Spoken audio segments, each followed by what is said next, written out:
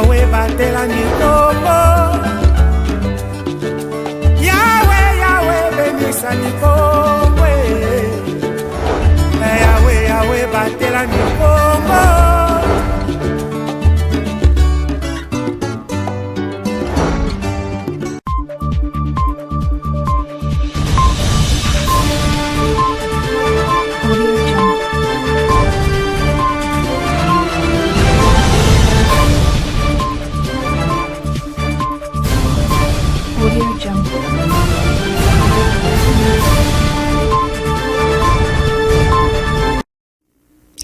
Excellent week-end à toutes et à tous. Mesdames et messieurs, merci d'être avec nous dans le cadre de ce journal.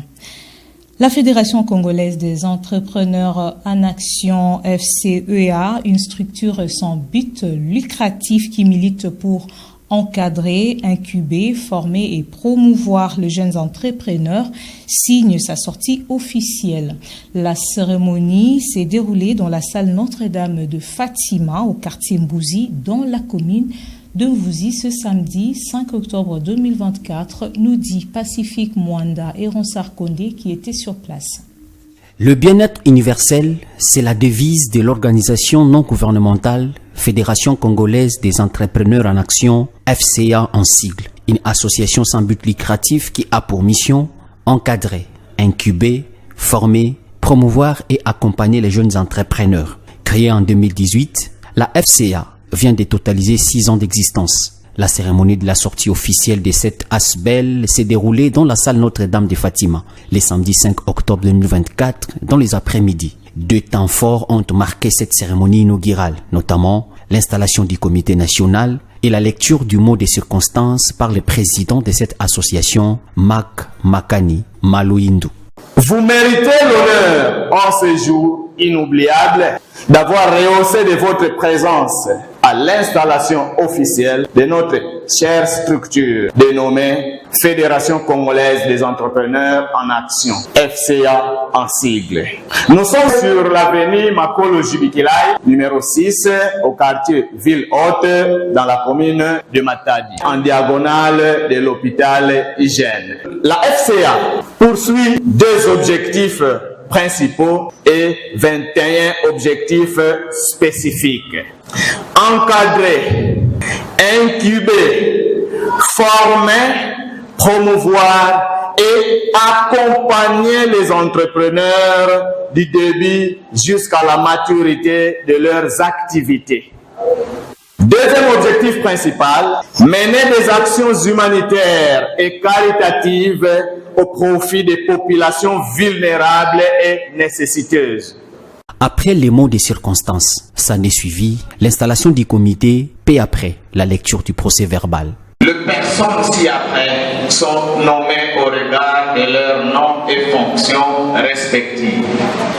Et nommé secrétaire général de la Fédération congolaise des entrepreneurs en action, Monsieur Antoine Mbodo Mwanda. Débutée par un carnaval, cette activité s'est clôturée par un cocktail. Se livrant à la presse au sortir de la salle, Mak Makani a lancé un appel aux jeunes entrepreneurs de la ville de Matadi d'adhérer à la FCA.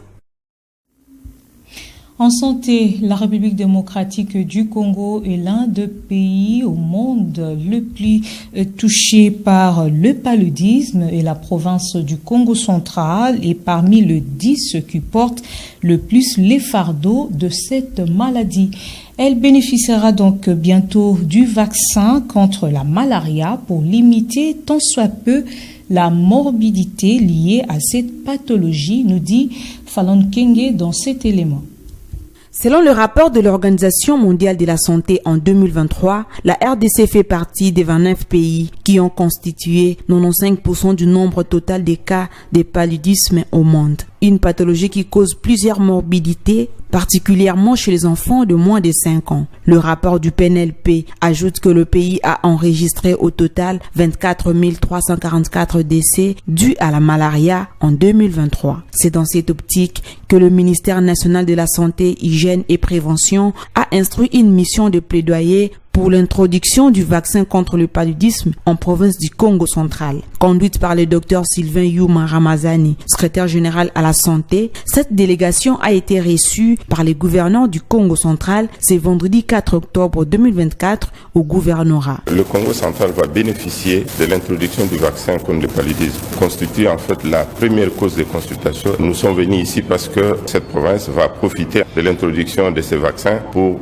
réduire en fait les risques de cette maladie en termes de formes graves surtout et même en termes de mortalité. Notons que la province du Congo central est l'une des 10 provinces de la RDC qui portent le fardeau de cette maladie. Selon le PNLP, le paludisme constitue la première cause de morbidité dans la province du Congo central et particulièrement chez les enfants de moins de 5 ans. Restons dans le même domaine. Après réception de l'eau des vaccins contre la variole de singe en République démocratique du Congo, le ministre de la Santé publique, Hygiène et Prévention, Roger Kamba, a annoncé au cours d'un point de presse tenu vendredi 4 octobre à Kinshasa le début de la vaccination dans quelques zones pour ce samedi 5 octobre. Suivez ses propos. Nous lançons à partir du 5 octobre la campagne de vaccination. Bien sûr, nous allons lancer en tenant compte de doses dont nous disposons et en tenant compte de la stratégie que nous avons prise, c'est-à-dire de toucher d'abord les zones les plus impactées par les virus.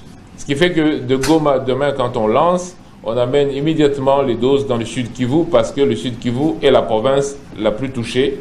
Et donc, on va essayer de vacciner d'abord effectivement les adultes parce que le vaccin que nous avons reçu est déjà homologué pour les adultes. Vous pouvez imaginer que dans un pays de 100 millions d'habitants, c'est pas avec 265 000 doses qu'on résout le problème. Mais c'est déjà assez pour commencer dans les zones les plus touchées à protéger la population. Poursuivons cette édition du journal avec le sport. Au cours d'une conférence de presse animée à Kinshasa, le ministre national au sport Didier Boudimbu a annoncé la tenue de la 21e édition du championnat d'Afrique de boxe à Kinshasa. De précision avec Glodino Lucano. C'est pour la première fois dans l'histoire que la République démocratique du Congo organise le championnat d'Afrique de boxe. La 21e édition de cette compétition se déroulera à Kinshasa, la capitale congolaise, du 14 au 27 octobre de l'année en cours. La confirmation a été faite par le ministre national du sport Didier Boudimbu au cours d'une conférence de presse qu'il a animée conjointement avec le président de la Fédération congolaise de boxe, Ferdinand Ilunga. Pour le patron du sport en RDC, le pays est prêt à organiser cet événement continental. Nous avons un président qui est vraiment sportif et qui a, dans sa vision, veut que nous puissions redorer l'image du sport congolais. Le Congo, c'est la terre des boxeurs. D'où, pour que ce soit pour nous, le gouvernement, c'est une fierté de pouvoir recevoir un tel championnat. Et à ce jour, je peux vous confirmer que du point de vue financier, le gouvernement va faire sa part. Tout est mis en place. Didier Boudimbu a promis de mettre en place les mécanismes de sensibilisation pour la réussite de cet événement. Bientôt, il nous reste 11 jours. Dans les 3-4 jours, il y aura une campagne de sensibilisation intensive. Et derrière cette campagne, on pourra réellement mettre le Congo sur les projecteurs pendant cette période du 14-27 où il y aura ce championnat essai. Pour rappel, lors de la dernière édition de ces championnats au Cameroun, la RDC avait arraché 15 médailles et a terminé à la 2e place du podium. Accusé par le président Tshisekedi dans une interview d'être un propagandiste du Rwanda, le cardinal de Kinshasa, Fridolin Ambongo, rétorque que ces accusations n'ont plus lieu d'être depuis leur entrevue. Nous devons préparer la paix, a-t-il expliqué lors d'un tête-à-tête avec Perelman sur France 24. Suivez. Alors, on a parlé du Rwanda. On voit que les tensions continuent de monter entre le président Tshisekedi, le président Kagame, les armées respectives. Est-ce que vous craignez une guerre ouverte entre la RDC et le Rwanda? Est-ce qu'on y va tout droit? Nous craignons pour la paix dans la sous-région. Parce que, comme vous le savez, je suis ici à Paris, c'est pour un congrès sur comment imaginer la paix pour le monde et particulièrement pour la sous-région. Nous, en tant qu'Église au Congo, nous travaillons non pas pour envoyer les gens faire la guerre, mais nous travaillons pour l'émergence d'un climat de paix et de convivialité pour tout le peuple qui habite la sous-région des Grands Lacs. En commençant d'abord par le peuple congolais qui souffre. Pour le moment, c'est le peuple qui souffre plus que les autres. Alors, quand devant cet effort que nous faisons, nous parlons avec nos confrères qui sont au Rwanda, au Burundi, notre souci, c'est de rapprocher le peuple, de rapprocher le point de vue. Mais si en face de nous, les dirigeants politiques, ceux qui ont la rêne du pouvoir en main, ne parlent que de la guerre, faire la guerre, ça nous inquiète. C'est ce qu'ils font. Et effectivement, c'est ce qui se passe sur le terrain. Et la conséquence, c'est de milliers de déplacés. C'est de milliers de morts dans la sous-région, notamment au Congo. Alors, face à une situation pareille, nous disons, la solution pour que la paix puisse revenir chez nous dans la sous-région, ce n'est pas de préparer la guerre, mais nous devons préparer la paix. Ainsi se termine cette édition du week-end. Mesdames et messieurs, merci à vous de nous avoir suivis. Merci à toute l'équipe qui l'a réalisé. Bien à la prochaine.